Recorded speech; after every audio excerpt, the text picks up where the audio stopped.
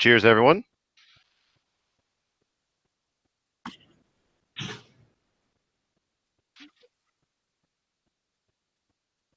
I'm doing pretty well. How are you doing?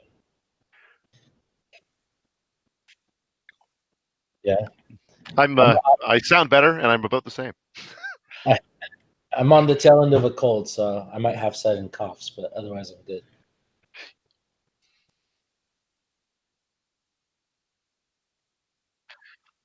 My microphone hasn't been on the entire time. God damn it! Professionality at its finest. Yes. So I've been explaining to nobody except you guys how bad my voice is. Hey, at least we can believe it. So we're going to quickly reintroduce everybody because I suck. Joined by Mr. Tom Kerr, who's going to reintroduce himself and say hi. Cheers again, everybody. And joined from 2 clicks from KO, Mr. Aaron Cantu. Yo, yo. All right, a little bit of a rough start, but here we go. Hey, we're live, pal. Yeah, live. I love. We move to live for everything, and I screw up one thing every week. It's fantastic. I love it. Oh man! All right. So all things considered, it's been a heck of a week, and one of the reasons that we have Aaron on is, Aaron, you're part of the preview community now, sir. Yay!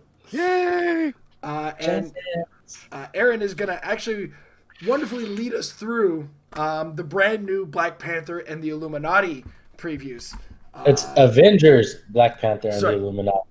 Avengers, Black Panther and the Illuminati. Yeah, I didn't even put that together myself. And what is this world coming to? I don't know.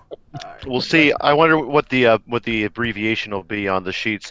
You know, A B P A T. E. I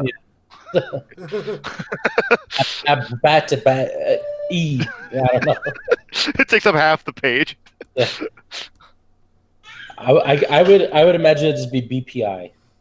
Yeah, if I had to wager, I would say BPI. That's probably a good assessment. I'm just trying to get everything set up here for that. There we go. Oh, wow. How did I do that? I am just fixing the monitor capture. There we go. Yeah. Got Aaron in the wonderful little corner. Aaron, why don't you start us off? What's the first preview of the set? Jumping straight in, huh? Right in. Right. You know, I was going to do our Week in Hero Clicks, but my Week in Hero Clicks was wrestling. Tom's, I think, was also wrestling. So I did host an 8-man win a map. Oh, yeah? Cool. Yeah. That was awesome. It was pretty good. It was probably one of the most competitive that I've seen in our format so far. So it's basically 300 modern limited for those of you that remember the limited format for Rock. What a wonderful day it was. Yeah, and I added because it's a league. We're doing a league once a month. So what I did was I added a champions rule. So if you win an event, you can no longer play any of the game elements for the rest of the league except for maps that were on your build. So you're not going to get a guy win the 6 months straight with Unimind or anything like that. So it's been pretty fun. How do you like the limited format at this point, given the fact that obviously resources are no longer a thing? It obviously cuts at the retaliators, but do you think it's limiting enough right now, or? So the biggest problem with limited format is the big thing that it cuts out is retaliators and IDs. Right. So yeah, of course. I mean, special equipment is fine. I allow location bonuses because they're part of the map. So that's the way I see it. Makes sense. So and then obviously sideline is sideline, so that works too. Theme, etc. But being that it's modern, you don't have to worry about like ATAs or anything like that. And I think it's really fun to see the figures that see play that don't normally see play because of things like retaliators and such. But I do still think there is like a few problematic figures in the format. Namely like Unimind is like he's pretty strong in the form. He's beatable if the players if it's not like Dan Powell. When you think Unimind, Dan Powell comes to mind, right? So he's been playing it forever, and so but when you get the players who aren't as accustomed to the nuances that involve playing Unimind, then he becomes a lot more beatable. So, and then part of it's team build, but it's I don't feel like it's as easily exploited as modern, for example. Right. Yeah, Oh, that's fair. that's cool. All right. So with that, we still have Aaron in the lead. It's time to actually talk about the previews now. Yeah. So the first figure is Enigma. Are you gonna share? Are you sharing I screen, already got Jason? it's sharing the screen Yeah, to the people. we don't see it. Cool. We don't see it. They I do. was making Yeah. sure. So Enigma starts off with "You are always there for me" trait, which is adjacent friendly characters named Iron Patriot or Rescue modify attack +1. If on the same click number as Enigma, otherwise they modify defense +1. And so like this is I don't know if you guys are familiar with the comics at all, but basically what it is Iron Patriot is Tony. I forget her last name, Tony something, but they're basically partners, and so that's why they play it well off of each other. I think that's a pretty cool trait, and I'm interested to see what Rescue or Iron Patriot do in the set. Right. So, but to me, the best part about her is she's got her special movement, which is phasing with one passenger, and she can carry characters even with the flight symbol. When she phases through characters or does not carry, you can basically give them immobile until your next turn, which is like pretty bananas. And she can actually do that to friendlies too, which is Yeah, interesting. that's what I was thinking. Like, it's a good way to kind of prevent, like, if you've got trying to keep your mastermind fodder next to your mastermind person, or anything that would kind of mind control. If you're facing a mind control team and you're worried about them trying to get your team punching each Right. other and stuff, it's cool that you can lock Yeah. your own people down when you need to. Yeah. And then she's got a special defense portion of pod, which is super sensitive and impervious, but only if she has a fortify token. And at the end of your turn, if Enigma wasn't moved or placed that turn, give her a fortify token. At the beginning of your turn, you remove all fortify tokens. So on turns when you're not acting with her, she's going to clear, and then she's going to get impervious. And while she has that fortify token, she's got 3 rollouts. She has shape change, impervious, and super senses all on the same click. So I think that's where her like big utility is that people are ignoring. Like they say like, oh, the phasing part is cool, but her values aren't that good, and she's 65 points. But it's like she's gonna be really hard to hit for the average character, once she has these fortify tokens. Yeah, and like she's a good, she's enough points to be able to call in some potent stuff while she's sitting on all those rollouts, and has a deep enough dial that she's probably not going to get one-shotted, especially if she's, grounded with impervious. So I think it's cool. Yeah. She it's interesting because like she has the same point value as Unseen, which is like a character that is often used for a call-in battery, but she can actually attack herself. So you have a little more ability to keep your opponent on the back of their heels, because they also have to worry about you just locking them down with her. And I'm not sure set wise. I don't know if AIM is going to show up in great amounts, but we already know Avengers is a very themable team, so we know she could even be a prob battery if she needed to be. Yeah, and I think Scientist is on the rise. It's waiting for the right particular build. Yeah. But Yeah. I think she's really cool. All right. So next up, we have the Taskmaster. Yeah, I'm very excited about this guy. I think he's pretty cool. So Taskmaster, since he's worked for all these other organizations, pretty much every organization in the Marvelverse, he doesn't count against theme teams. So that is a plus already. Yeah. And then he basically he's also got a mitten full of keywords so that he has lots of theme teams he can be he does on. count in favor of a bunch of theme teams and not against others. Right. He's got Agency X, Cabal, Hydra, Initiative, Assassin, and Martial Artist. I think probably Martial Artist is the most notable in there.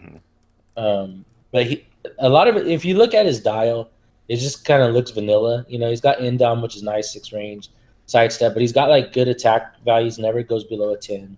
Right. He starts with leadership, leadership is always good nowadays. Yeah.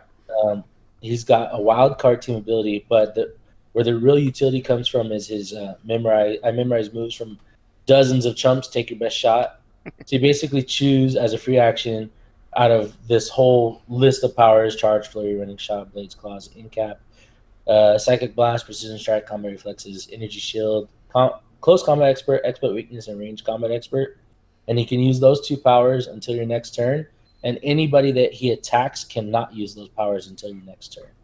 That's so cool. That's amazing. And like, he doesn't require to hit. No, just attack. Yeah. That is awesome. And I love the fact that it goes like he's got precision strike in there so that a lot of the defenses that he would otherwise have to deal with, he's going to be able to get through, and should be you'll have less of a chance of super sensing out because of course that would get around the. Oh wait, is anyone targeted? Yeah. Oh yeah, Yeah, I forgot it was targeted. even like yeah. He doesn't even Oh, have to that's even hit. better. Oh, it's even better. You're right. Yeah, so super senses, if he chooses super sense, well, I don't think he can. Can he?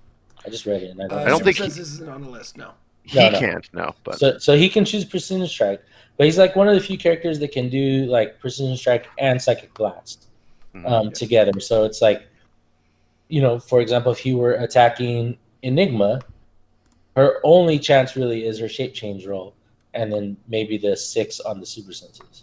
Yeah. So right. it's pretty cool.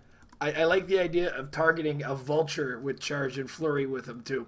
Yeah, it's like you get nothing. Yeah, you're not doing anything, vulture. You just sit there, behave Yeah. yourself. I also like the fact he's got both combat reflexes and ESD as just backup options. Anytime you're not sure if there's anything offensive to take, you just grab those and Just be a 20 defense. yeah, good luck. It's like, look, I'm getting +2 defense. I don't care what you're doing to me. Yeah, I think he's a lot of fun. I think like thematically he makes sense because he has the, what do they call it, photographic reflexes, where he can just see something and then do it. Yeah. So like thematically it makes sense, and taking away the powers is basically a reflection of like anything you can do, I can do better. Like Yep. so. Yeah. I think it's pretty cool the way they did it. He's also got the double rollout on the mid dial. Like if you can't either outwit toughness or deal sight penetrating damage, then if he takes 4 or less damage, or even 5 or less damage, then 4 or less damage, then he's ending up on a double rollout in addition to everything else he's got, which is cool. Yeah. This is like a very Taskmaster-y feeling Taskmaster, which I like. And it's also worth noting he does have wild card as well, so it's like he's copying everything. Yeah, it's a nice triple punch to be both like not hurting your theme teams, having wild card, and bringing leadership. I think it's a lot to bring to a team without breaking theme while you're in the process of it. Yeah. Is scrolls copyable? I think so. Yeah. That'd be fun. Oh man. You copy scrolls and then just choose like combat reflexes and energy shield, and it's like, okay, I have a rollout and you have to hit a 20. Like, well, and there's lots of martial artists with bad ally, which is another great one for him, I think. Or just any team, I guess, considering he doesn't break team. But I like, with stealth plus the ability to choose combat reflexes, then he's always has the ability to choose something else, and he's forcing you to get next to him and deal with a 20 up close, which is awesome. I do like that his point value is actually kind of high, because I think like figures like this, if you like say he were 75 points, like he would be borderline too good, Right. So the fact that he's 100 is like, okay, that's a third of my team. I probably need to do like a symbiote or a remaker or some sort of extra protection on him to keep him alive, because he is only 6 clicks with only toughness.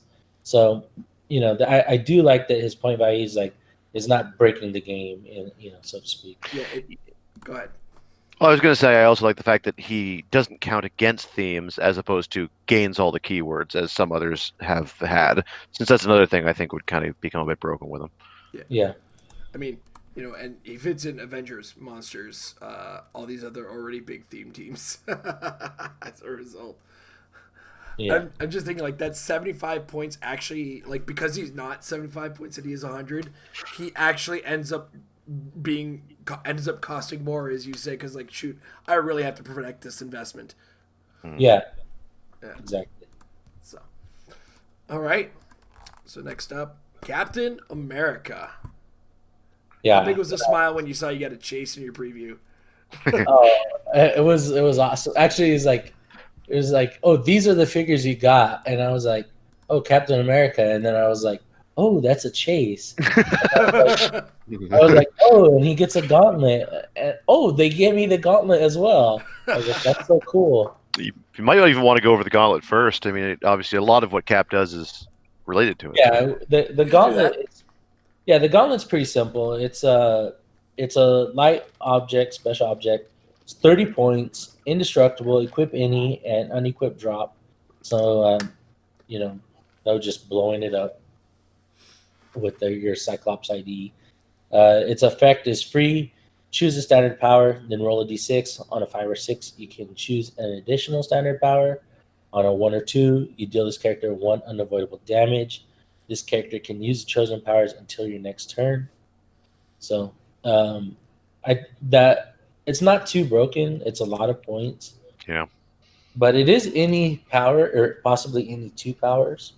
So you can, do your shape change super senses. You can do your running shot pulse wave, if you're lucky. Yeah. Yeah, I like it is a lot of points. It really makes me. I kind of wish that the order was reversed. Like you roll a d6, and on a 1 through 4, or 1 or 2, deal the character 1 unavoidable damage and choose a power. 3 or 4, choose a power. 5 or 6, choose 2 powers. So at least you knew what you were getting going in. But I guess you can't have everything.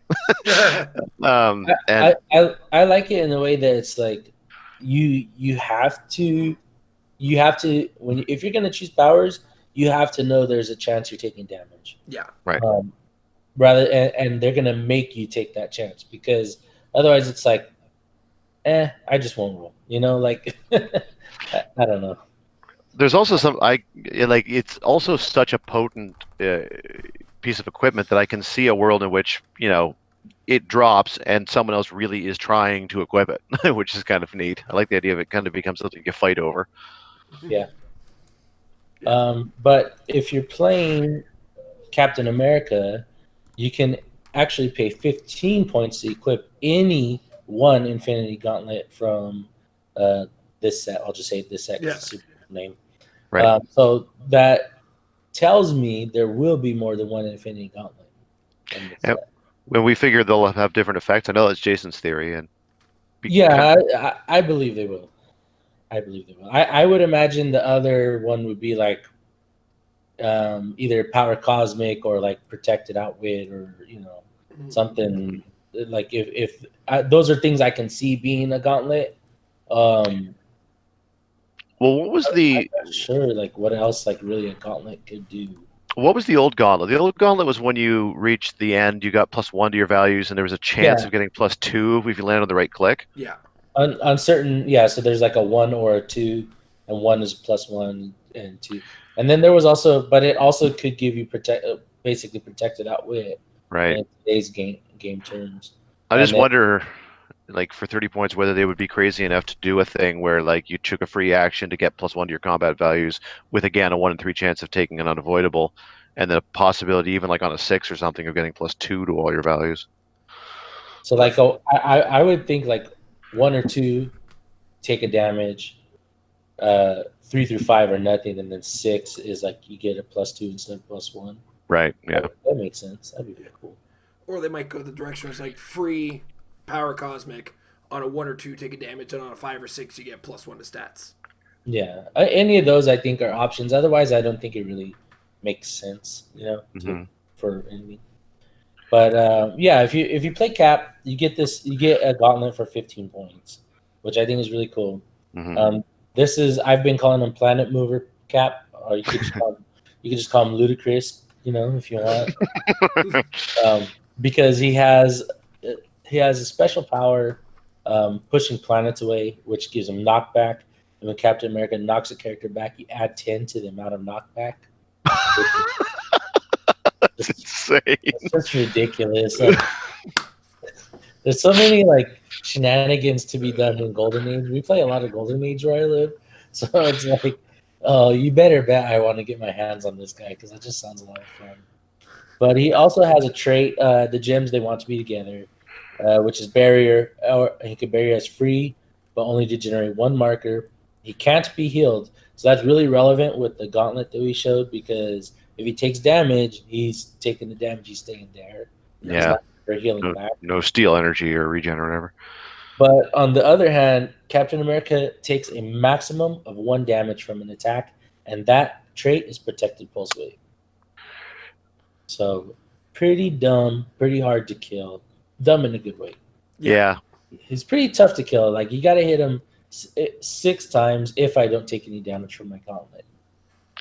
Which I love. I hope that all the chases, if they are indeed like the Avengers or whatever with the gauntlets, follow the whole you got to deal them 6 damage to get through them thing. Like that is a wonderful bit of theme, and I know we don't talk about it as much on the show as we might, but like I love it when they find clever ways of creating a game mechanic that is reflective of the theme that they're trying to get across with the piece, rather than like the lockjaw, remove a token, or whatever. Yeah. Right.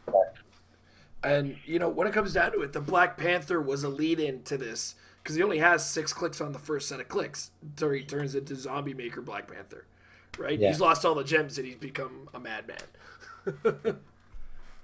Yeah, the really fun thing about this guy, too, is, like, a lot of people are kind of like, well, he can be outwitted. I'm like, that's fine. What are you going to outwit? You're going to outwit people? I take 1 damage. Yeah. You're gonna outwit Impervious? Okay, I lose a rollout, but I take 1 damage. Yeah. And then I saw a lot of feedback about like he's broken. I'm like, he's a lot of points. Yeah. Like a lot of points. Like, yeah, he can knock people back unless they have charge, unless they have combat reflexes. Yeah. Yeah, Or it's they're like, a giant. or they're a multi-base, or they're a giant. It's like there's a lot of ways he doesn't work. So I don't really like. I think the complaint is that he fits into the don't die tech, the don't die label. But I don't think he's really don't die, because like he does die. It's just Yeah, well, he's like Lockjaw in that way. Like they're don't die from the perspective that they seem to take a long time to kill. The difference being he's twice as many points as Lockjaw, since I just assume you're playing him at 150. And so I don't think that he's busted. I think he's good for what he is. Yeah, I agree with that as well. Like you can just do that damage; it'll get there. We've got how many sources of flurry, and Lockjaw has a way of undoing the damage you've done. If he gets that last click and has no action tokens, takes a power action, I get one of those tokens back. There's no way of getting this Captain America back to start, really. And if I'm playing him at 150, assuming all of the gauntlets have the potential to deal damage, like you might not have to hit me 6 times. Yeah, I have a 1 in 3 chance at taking damage. I might. So if I have 7 turns, I've taken 2 damage from picking powers. Yeah, and Go ahead. He lacks willpower, so he can be incapacitated. Right. So I'm a big fan of the idea that you can throw up a free barrier behind someone, then sidestep into position to knock them straight back into that barrier. That I do like. That I do. Yeah. I think that's really cool. Or you're unelevated, put the plate piece down, and then you knock him back into it. I want to play him in Golden Age with a battery, and now that you can do like a resource and relics, I want to do a bulldozer on him with an impact beam ring. Oh my god! Oh no! And just force blast people from 4 squares away, knocking their whole team back because of anybody adjacent to that character, and then adding 10 to that, and then doing penetrating extra knockback damage. And then let's go to Jotunheim just to. Yeah, I was gonna say you just to really add the acing. Yeah, I think that'd be so. Like it, people go, "Why?" I'm like, because it's the old like supernova space map where all the knockback was cranked up. Oh yeah. The runner's track, right? It was the runner's track. Yeah. Oh, that too. Yeah. Yeah. Basically, when we come up with things like this, it's not to win; it's to pull it off. It's for the memes. Yeah, for the memes. It was like when I brought, I think it was like the 3 blue eyes, red, white dragons to one of the Yu-Gi-Oh tournaments. I was like, I'm making the 3-headed one, and I did it every game, and I lost every game. Every game, yeah. It's like, but I did it. Yeah, it's like I did it. What's up? Yeah. But what's funny is that like this strategy could actually work. Yeah. It's just it's a lot to do. Yeah. And assuming your opponent plays really badly. Yeah. That's always what I like to go in with the assumption of. Yeah. Well, and that was the other thing. It's like That's what winners do, Tom. and this entire strategy falls apart. It's like, shoot, he brought charge. Yeah, exactly. He's got combat reflexes. I'm doomed. Yeah. Well, I mean that happened to an opponent of mine way back. He can choose running shot and pulse waves. Fair point. Fair point. Fair. Yeah. But that something like this happened to me to an opponent. He had a great team, got the top 8 of a WKO, but his team was completely based around knockback, and everything I had on my team was a colossal. And he was like, That's "Well all then." You've got a good point now that you mention it, now that I think about it. Like between choosing Outwit or choosing Pulse Wave, he does have ways of getting around those things and just getting rid of the people he doesn't want to deal with, which is cool. Yeah. It's away with you, Nat. Yeah. You bother me, kid. Get out of here. And when he gets to his end dial, then we can all call him Yella. That 19 defense at the end, though, is with defend is. I love it. 19 defend, and I love the support with it too. I mean, I know that oftentimes we like to use support and defend together, but this is the other side of that coin, because you can stand next to your allies, protect them, and then on your off turns, you can use his actions to get them back up. Right. Yeah. I also love the complete consistency of his attack value. Like it's 11. That's it. Just 11. Yeah. What click doesn't matter. It's always Right. 3 damage too, if you look. Yeah, so that no matter what you choose, assuming that he equips his own gauntlet, then no matter what you choose, even if you take the unavoidable, you're still looking at an 11-3. We all know the Unimind is that slow chip away at damage. Just watching the idea of the imagery of him chipping 1 damage at the Unimind and watching it knock back 11 squares. Yeah, and that's the thing too. Is like I said, this is what I want to do, and they're like, why? Like then they're out of your range. I'm like, I don't care. I just because I did it. If I'm playing this figure, do you think I really care? But then, like to Tom's point, I can always just put a barrier behind you and knock you back into it. Yeah. So. Yeah, they don't have to go 10 squares, and there's not like you're not always going to get the straight line.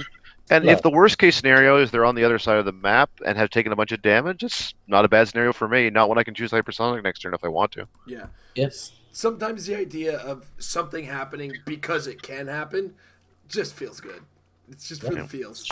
It's true. And the other thing that we didn't touch on, or I don't think we did, is that he can be like a nice call-in battery. Oh, absolutely. He can call in, not quite like the Storm or Iceman, at full points, but he can call in the bigger figures that people would want to play, the 60-point Age of Apocalypse chases, anything at like 100 points or like what's her name, All New Wolverine.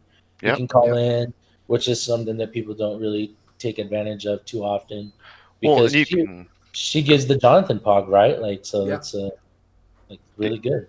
The Undying Jonathan Pog, and you can also then play the chases at their higher point values instead, except for Iceman, so they're not quite so vulnerable. I mean, if nothing else, I'll take an extra couple clicks on my Cyclops or Jean if I can.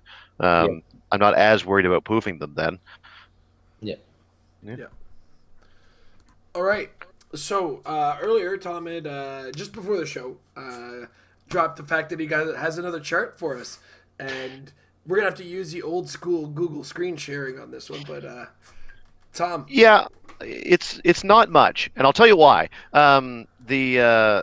I was going to, as of a couple weeks ago, when the Majestic site posted all the results from the states and provincials and Rock Championships, then I was going to try to carve out some time to go through the teams and do some stats on sort of what were the most commonly seen game elements, what were the most commonly seen figures, yada, yada, yada. And then they did it for me. So if you just go and check out the most recent episode of the Majestics podcast, then they've already done all that math and good stuff, and I'm not going to steal their thunder. So, check that out and have some fun. The one thing that they didn't touch on which I thought might be at least a spur for a little bit of conversation here tonight, was how many of the game elements we were seeing were headed towards retirement, and how many were not. Because we do have obviously U.S. Nats is on a lot of people's minds right at the moment with it being only a couple months away, and it is pre-retirement, so we've got the biggest meta we've ever seen going into it, and that is top of mind. But it's also sort of back of mind that after that's done, then retirement happens. Sometime after that, I know we'll have Canadian nationals. I assume that they'll be looking at other national championships in the period after retirement, and then rolling into obviously the World Championship, the Canada Cup, the U.S. Cup, etc. Ultimately, the World Championship and whatever else they're doing. So it's going to be it's going to be quite a shift. But I'm interested to kind of get our collective opinions on how much we really think the meta is going to shift. Because it's easy to say it's a retirement, it's a whole new world. But I wondered a little bit just how much of a new world it was going to be using states and provincials as a map. And since I was very rushed in this, then I put everything onto one sheet. So let me just kind of throw everything up here. It's really just one very simple PDF. And it looks like this. So what you're basically looking at here is 4 simple pie charts. And in the top left, we have the total figures on forces. And what I basically did was counted every single figure on every single force from states and provincials and said, is this piece retiring? Is this piece not retiring? And just looking at the pieces alone, 84% of the field is not retiring. Only 16% of the pieces that were used on winning teams, states and provincials, are going away. So, I mean, there's your shredders, there's your Sam Caps, there's your overdrives, etc. But over on the other side, representing nearly 85% of the entire field, are everything else. The top right is a complementary slide, which is basically of all the figures on all the sidelines on all the teams that won, what percentage of them are retiring? Answer: 2%. Really, X-Men who are retiring? like Colossus, and he doesn't even really like he was on like one team. The real thing was stuff like Shark Shredder and other replacements that I can't think of off the top of my head, like Deadpool. Anyone was playing Shifting Focus Deadpool or Shifting Focus Doctor Strange, those would be pieces. But an enormous minority. So sidelines practically unimpacted. The only impact are basically swapping figures for the few that are going away. And then I did also, I didn't create a pie chart for it, but I also looked at objects to see how many objects were being played that were going to continue on and how many were going to cycle. I can just tell you anecdotally that the vast majority are staying on. The only real ones that people were playing were the 6-point symbiote. There are still some reasons to play that over the 4-pointer, and it is slightly different than like the newest Mandarin ring. I mean, the shape change is common, but the other effects are not. So there are still unique features of it, and the Joker gas.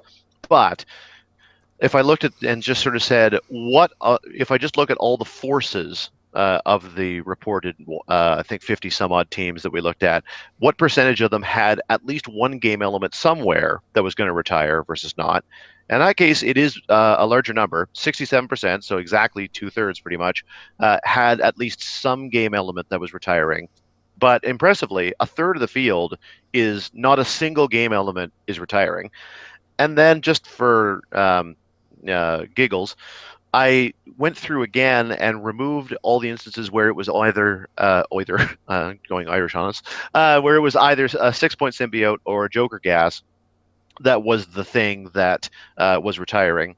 Took those out of the equation and recalculated, and with that in mind, now 53% of the teams would still be playable in the post-rotation era, just with the exclusion of either a 6-point symbiote or a Joker cast canister, which obviously I don't want to underplay the value of those things. They are very good, but I don't think that's going to mean that someone's throwing away their whole Vulture team or someone's throwing away the whole Unimind team because they have to put a different symbiote on there or something. I don't think that's going to have that much of an effect. So like half the field, a little bit more than half the field, comes through without having to change a single element of their team. And as noted, 85% of the figures used are staying the same. So I guess it's all a long preamble to say we're going into a retirement in which no ID cards are cycling, virtually no ID figures are cycling.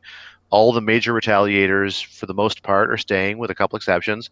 Most of the major special objects are staying, and a lot of the most important pieces aren't going anywhere.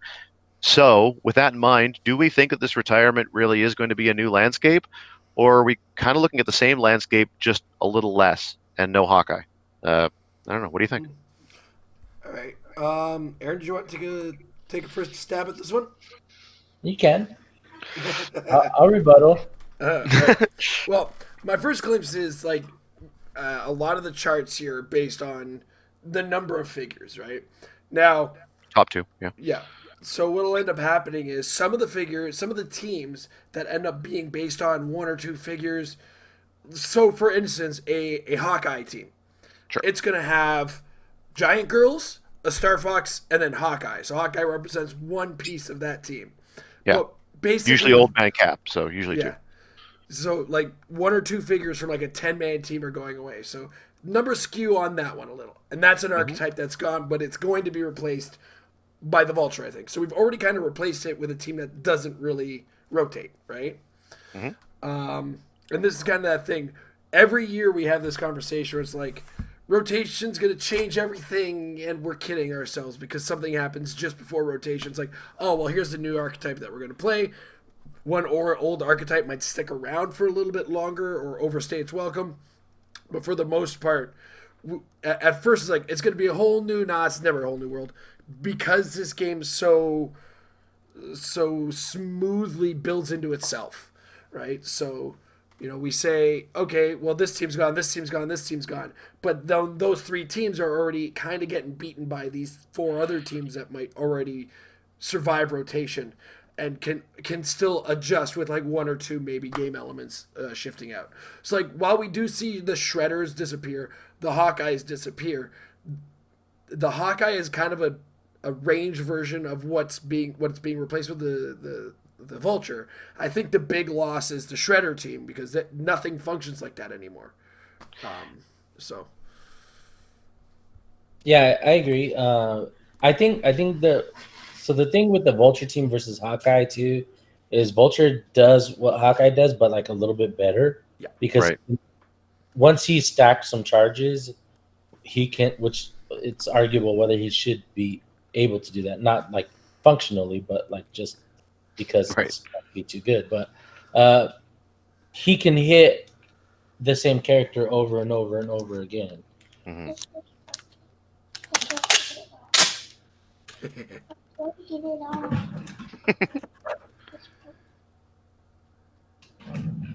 Sorry. it's all bro. good. It's all Yeah, good. So he can function. He can do it over and over again. So he's a little bit better in that way. But I think to your point, Jason, I think in my head when I'm thinking of like teams I played in recent modern age, and over the last couple of years, the standouts are Haha Joker, Overdrive, the Symbiote. Joker's gas canister has come on strong with more symbiote type effects being in play. hmm And then Shredders, and then you have like your random things like Bizarro, Green Arrow, or whatever. So, Yeah. but then if you think more to the more modern or current era of clicks, it's a lot of like Unimind, Black Panther, supporting figures like Big Tony or Eric Masterson, and so none of those smaller figures really rotate. So it's not a surprise to me. I think the biggest loss of this rotation will be like the DC sets because we have Joker's Wild rotating, so you won't have like JSA themed teams or a lot of pretty good mystical figures like the Free Barrier Green Lantern and things like that. So yeah, I can only see a meta where things continue to like kind of stabilize and there's not like a shakeup. Yeah, I would It's agree. gonna take the introduction of something else that in order to have a shakeup rather than like a takeaway. Yeah. I guess when I think of it, like when I think of the last few retirements, I think it was, 3 retirements ago, we saw the massive shift of culture that was losing all the batteries, the Phoenix Force, like the huge resource load that all went, along with all the possessors and stuff like that. Was truly a whole new world. Um, and then 2 years ago, we had the Pandora's Box and the Rock of Eternity joining those things and going away, along with a bunch of elements. I think it was last year was when we lost all the huge load of ID cards. Like we could no longer Chase Green Arrow remains, but he no longer comes off the ID card. Yeah. Nick Fury remains, but he no longer comes off the Shield level 7. And so all those things really felt like major shifts in the very grounding of what constituted the competitive game of the time. Whereas this one, as you say, a lot of the archetypes we're losing are being substituted for varied versions in the new one, and a lot of the stuff that is fundamental to a lot of the meta at the moment, including retaliators, ID cards, etc., are all basically going untouched. So it's really just we're losing some figure options and substituting others, and the it's really the big multi-taxis are the only ones I feel like we don't have new equivalencies of. Like we don't have a new Overdrive. We don't really have a new Renette Tilly. I get that Phil Coulson is probably pretty decent, but he's a lot more points than they are, so you have to be building differently with him. And of course, without Sam Cap, that particular strategy takes a hit. I don't know. To me, it's one of these things where if we're not experiencing a fundamental shift in the groundwork of the meta game, um, then it feels like we're just sort of going into a more restrictive period, and that's why I hope that we will see things from the Illuminati and possibly one that gets here, the X-Men animated and other things that will shake that up a little bit. To your point, Aaron. Mm-hmm. I think we do see some super taxis still. Green Common Lantern, Green keep it moving. Lantern. The Green Lantern, Common Green Lantern is good. True, Dawnbreaker, although Oh yeah. 75 points in Chase is very relevant because he gives you the bystanders and can taxi, super taxi. The new Raven, True, although it's more true. like keyword centric. But there's some stuff. But to your point, Tom, that the Sam Cap strategy is really, or Shredders are really the two reasons you want that super taxi. So without that, and then I think we're going to start seeing a lot more energy explosion. Just my personal, especially from pick powers, you have Exospecs, Gauntlet, and then just figures that can pick it. The super taxis become, without that punish after move, they become a lot more vulnerable in that way. And even losing Bizarre Green Arrow further, makes them vulnerable. Yeah. Yeah. So I think we lose the big bubble of an Alpha Strike in exchange for a big green bastard coming across the board. I guess my only concern is that it's Vulture is somewhat stymied by an adequately built either don't die team or it depends on whether or not anyone wants to play semantics, whether they call a Unimind and Lockjaw, etc. Don't die. I do, some don't. I think OMA Unimind is a favorable matchup against Vulture if played correctly.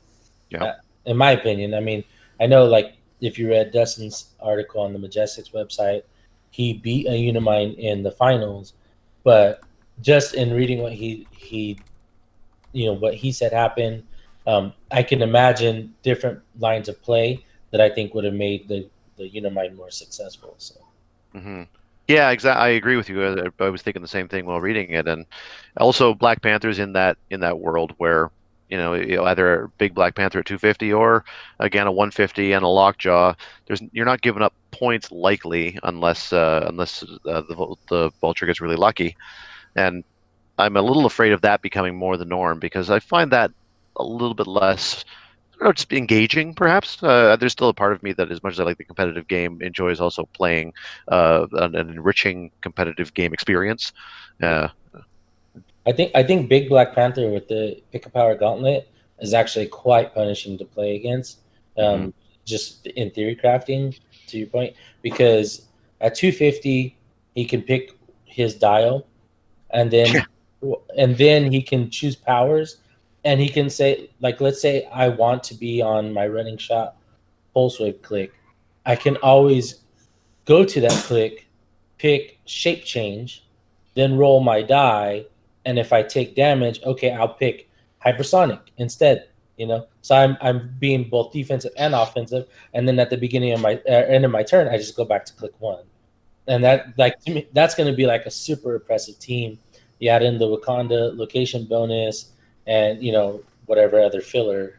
It's pretty ridiculous. Yeah, that is how it works, right? Because if you shift your dial and take unavoidable, you're still going back to where you started before you Yeah, chose. because That- that Oh. effect is still lingering, saying, "Hey, whatever click you started on, that's the one we're going back to."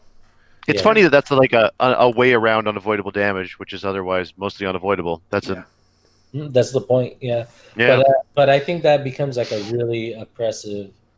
And to me, that's the thing that I think would be the most oppressive way to abuse it off the top of my head. right. And that is another, like, again, that is another thing that just it doesn't feel like it's adding to the pleasure of the game. Not that that's the point. I mean, I don't want to cry havoc because I find it occasionally less enjoyable. I just hope that there's stuff that we can do that works against it. But You know, the plus side of that is that it, like, what got us on the subject was Vulture. It stymies that kind of build, Yeah. because like, okay, what are you going to do to me? Essentially nothing. If I play correctly. So and there's still, like, even post rotation, there are still some pretty decent ways of stealing objects. Like there's a number of different ways to go about stealing an object. I mean, if nothing else, then anything that can get Jean Grey out there. TK somebody out to call out Jean Grey. Don't have to be within 6 to move objects. You can just grab it from the other side of the map, pull it back, and since that's always out there, you can't build your team to rely on the object, and that does make it a little bit more. Just nuanced in how you're setting up. yeah. So it's all about adapting when we get into that new world, and readapting. So I think right now we sit at that place where we kind of know where we have to go, and we're mostly there. We may need a few extra pieces from the stuff coming up, or we might get brand new archetypes that we didn't see coming from, say, Black Panther, or Illuminati, Black Panther and the Illuminati, or say X-Men or Regenesis. I mean, Yeah. I think Regenesis, one of the big values that people are probably looking at, is going to be a brand new set of guys to call in with. So yeah, and like a safe Cyclops is a good example. Where It's like I can leave that Cyclops out there. He's got a stop click. Yep. Who gives Cyclops a stop click? Yeah, Wolverine always had one. Yeah, everything that Cyclops has, Wolverine has to get it too, and vice versa. including Jean Grey. Yeah. Oh, Wow. shots fired, Scott Summers. Too soon. Now I can skip Dark Phoenix without guilt. Like I was always going to. All right. We had one other figure preview we forgot to get to, or at least figure mention. That was the this weekend's. Yep. This forthcoming. weekend is Free Comic Book Day, and I think I accidentally just found it in that Google search I had opened. No, I don't have a dial. Tom had the dial, right? Tom had the dial. Yeah, I put it into the chat there. Did you? I got it right here. Oh, I can. Show messages. Got it. Boom. Everybody So got to see that too. Redirect notice. Yeah, go. Do the thing. Load it. Load it. Click 18 different things until we get there. Come on. I got it. Yep. I could just screen share if you prefer. Got him. I mean, Got him. okay. Got All right. All right. Thanks to Baron Impossible in the HC Realms there. Yeah. He had it. And I will pull it up on here. There we go. All right. So this is the Iron Man for Free Comic Book Day. Not every comic store is going to have this, so double check either ahead of time or when you arrive and don't expect to necessarily get it.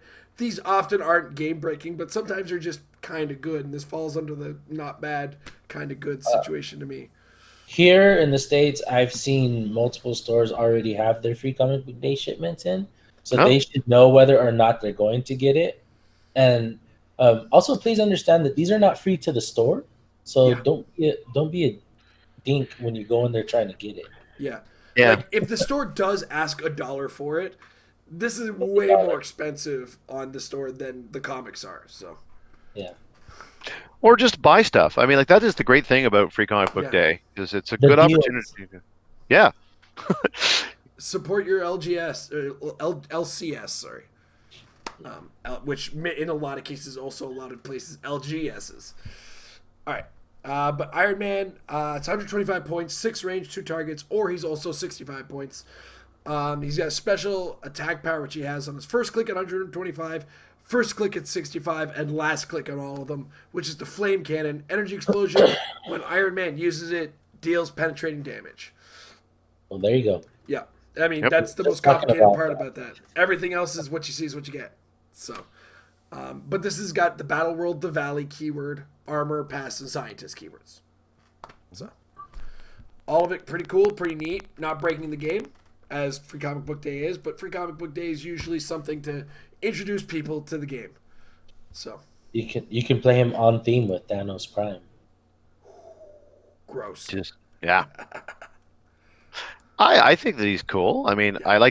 I particularly like the idea of calling him off on Iron Man ID card in golden. Again, it's not broken, but energy explosion penetrating is a great thing, especially with the perplex there to give you that extra boost to your attack. Yep. Yeah. He's Cool a bit of target. yeah, true.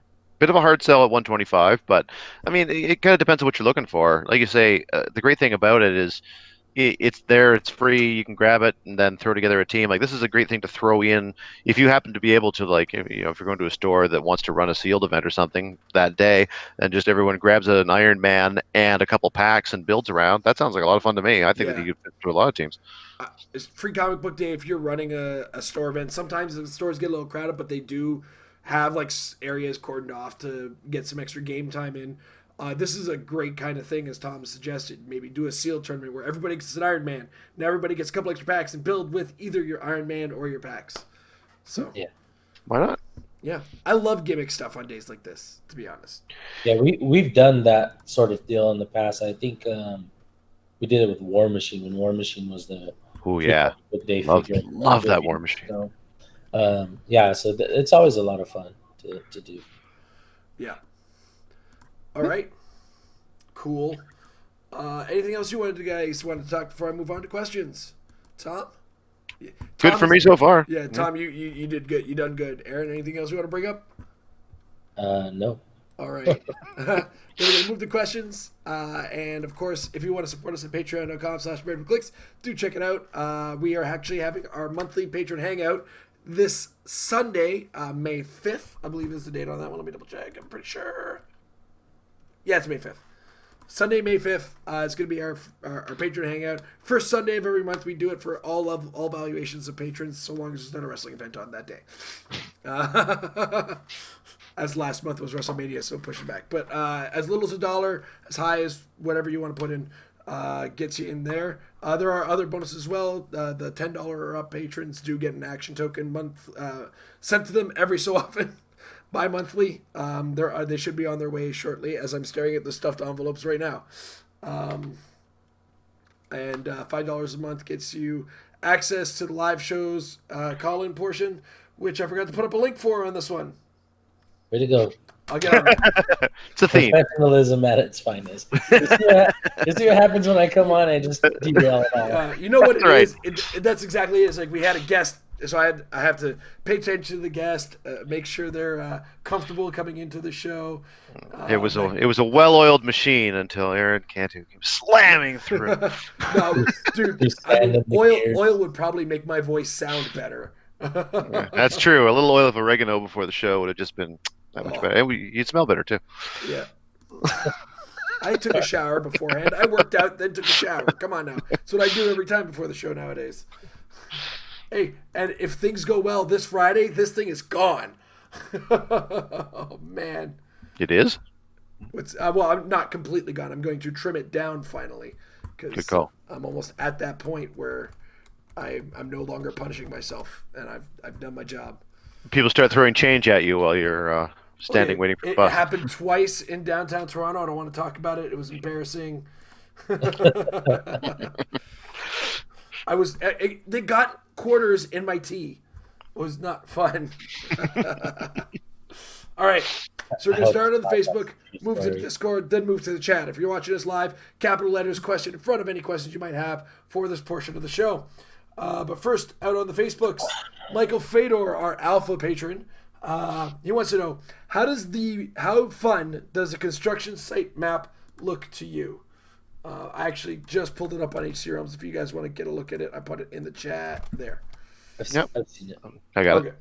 Yep. And I'm going to pull it up on our share window so we can all our fans can get a look at it too. And Tom, you're a cartographer. I want to let you take first crack. Well, I mean, I haven't taken a close look at it, and so I'm going to defer to Aaron, and then I'll chime in as I keep looking at it while he's talking. All right, Well Aaron. So my first thought is, so if you notice, there's a theme with all the maps from coming out from ROC, where they all kind of fit into each other quarterly.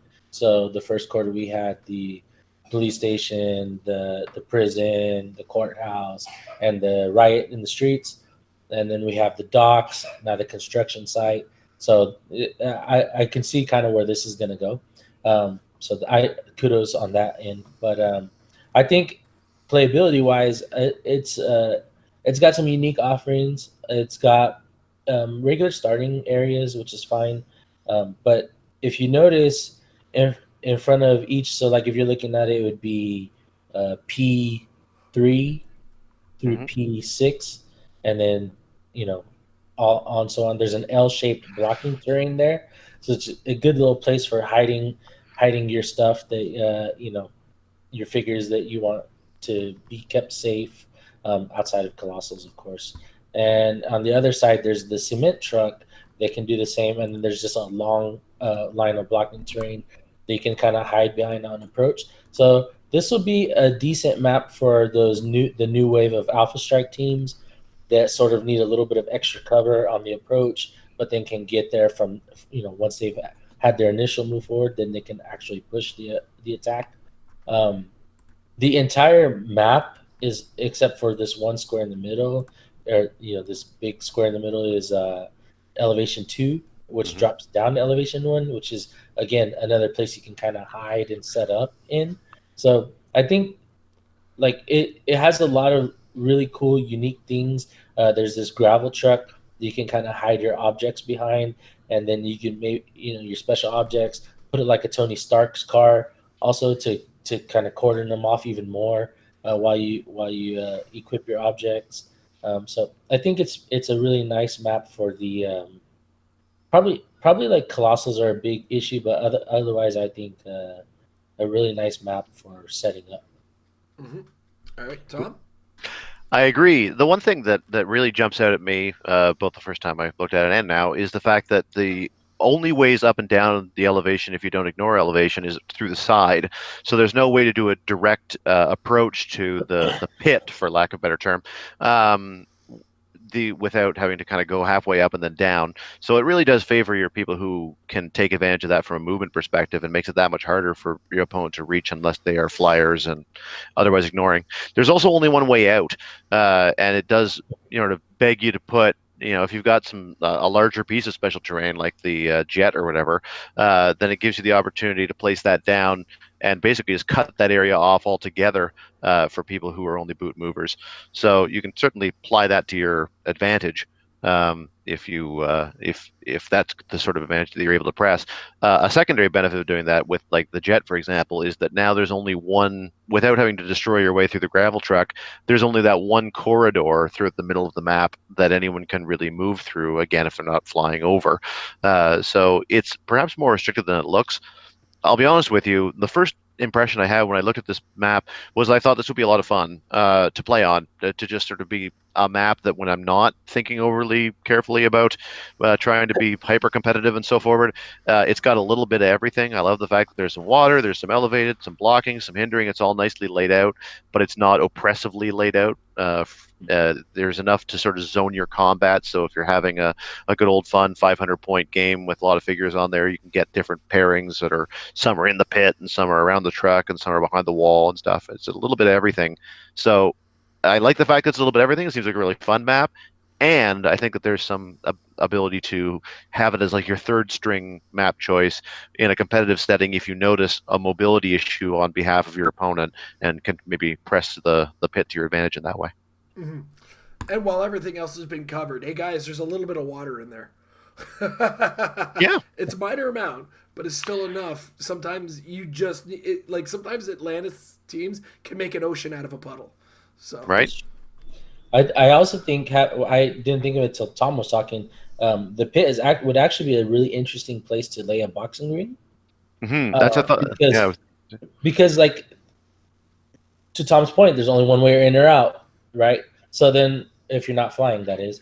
So then if your plan is, well, I'm just going to shoot down from the edge, it's like, haha, that's fine. Take your -2. Yeah. Right. Would you kindly take -2 on that, sir? So that's really, it's really interesting map. I think to Tom's point, it's really fun in like a modern limited format, much like the winter maps that I've been running. But it's also decently good in the competitive environment. So yeah, it's fun and competitively flexible, I think is the best way to put it. And that's the best kind of map, man.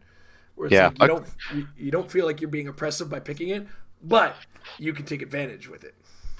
Yeah, I agree. It's never one that if it hits the table, I'm probably going to be groaning about seeing, and yet it is still something that somebody can use to frustrate me. So it's good. Yeah. Especially with some of the things I think you and I have been talking about. I was thinking about that, and I was like, uh-oh. Can we work around this? We're assuming that you win, Map. Yeah, that's fair. We are assuming that with that conversation. All right. I'm not privy, guys. Don't ask me. All right. So on that note, then we actually move into the Discord. Whoops. I'm just going to whip that in the middle of the screen, apparently. Say what now? I didn't sign up for this, Jason. Well, you said I told you pants were optional. You were not warned. I've got this second webcam that I like to just point a little lower. On my feet. What's the matter with you guys? I don't want to see those either. I wouldn't either. I've seen The Hobbit. I've seen enough of those kind of dirty feet. All right, it doesn't look like much is going on in the Discord, so we move to the chat. There's a couple comments about it. Doesn't look like there's much in the way of questions today. Slow week. I think everybody's still kind of taking in the new comprehensive rules, so we're gonna need to give that a week to kind of sink in, and we'll have like all sorts of mountains that we're gonna make out of all those little molehills in those paragraphs. Have Jay on to really dive into that with you. Absolutely. And we'll do that things like, so Jay, what effect does this have on it? Jay, you have been warned now. Yeah. Every time we ask him rules questions, like, oh, you guys are catching me off guard. Like, no, heavy how are you leaning. off guard? Just the rules guy, right? That's why we have you here. You're literally the rules guy for The Rock. So any rules question should not catch you off guard. My favorite thing about a new rule book or a new pack coming out isn't so much usually the new rules. It's how many people see rules that have already existed and then say that they are new. They're new. Yeah. Hey, did you realize that this is the case now? And it's like it's basically the first time they've ever read the rules, or it's just they've never encountered this thing before, so they think it's new. Did you know that you have to have a way to bring a character in off your sideline? Everyone's nodding, and they're like, guys, you have to have a way to bring it in on the side. Like this is like a half a decade old now, man. They've even updated the sheets that way. Yeah. It's like, how are you bringing this in, sir? I'm not just allowed to put my it actually is a bit of a shame, since as of Origins there will now be a giant flaming woolly mammoth that I will want to be a mascot for every team that I play, and now I can't actually officially have it there. In 2015, I had Stargirl on my sideline for no reason. At Worlds, so my top 16 team at Worlds had Stargirl. She never guys, saw play. if you ever wonder why your sideline needs to be able to be brought in, Yeah. this guy is the Yeah, reason. they call it the Cantu rule. I had guys like, "What does she do?" I'm like, "Nothing," and they're like, "No. I know she does something." And I'm like, "No, she really does nothing." I just wanted the essence of Alex Avila next to me. Yeah. Oh. All right. So on that note, Tom, thank you very much for being here and having a Thank better you. voice than I did. Aaron, thank you very much for alleviating some of the pressure upon my throat. It was a pleasure having you. And guys, if you get a chance, check them out. Link below. 2 clicks from it's 2 clicks from 2 clicks from KO. .podbean.com to check out their podcast. Also, if you want to check out their article where they did get the previews, check out 2clicksfromko.wordpress.com where you can catch their write-up about in depth about all these figures, and it gives a little bit of backstory on some of them as well. So I think one of the cool things about the US Avengers cover was that one of the robots is throwing dice on there. Very appropriate. Yeah. I actually went and bought each of the significant issues for the figures I previewed. Really? I was like, oh, I feel like I need to do that. That's great. Because I was like, I kind of want to read these before I preview them. I some of them I had read already, but I was like, you know what? I should just kind of own these. Like that would be cool. So WizKids, pay attention. This is what you do with the preview. And just keep them sending them. That way we can keep seeing them too. I look forward to more from you, and if they give you another one on this set or future sets, I'm really looking forward to it. thanks. But on that note, I also want to send a special thank you to our sponsors over at MajesticCCG.com and make it premium when you add a /Apex-Insiders. $3 a month. It's a small price to pay to get great information from some great players in the game. Aaron is a regular contributor to that channel, or to that page. And occasionally I add my psychotic musings there. Regular-ish. Regular-ish, yeah. Regular-ish. You're more regular than I am, sir. And maybe I just need more fiber in my diet. But, oh, wait. You're more regular to that site than I am. I say this in jest, but it's also somewhat true. The average HeroClix players, I would wager, spends probably 30 times the amount of money as a subscription in a month on fast food. Yeah. Oh, dude. Guilty. Yeah. Just say nothing of HeroClix. Like you go to one sealed event and you could have been a Majestic subscriber for like a third of the 2 year. years. Yeah, you're right. Actually, now that I think about it, It's like $25 for a silly bit. that's accurate. Yeah. Maybe take one of those Captain Marvel packs that you were going to buy on the way into the store, turn that into a Majestic's membership for a month. And you'll still have $1 left over for some coffee. Small coffee, but a coffee. Or a free comic book day, Iron Man. Maybe. Yeah. There you go. But of course, guys, as we said, rotation's coming around. You got to start building those teams now because a lot of what's going to be good is still already out. And a good way to get those teams better is by practicing, because practice will make your team better. Have a good night, everybody.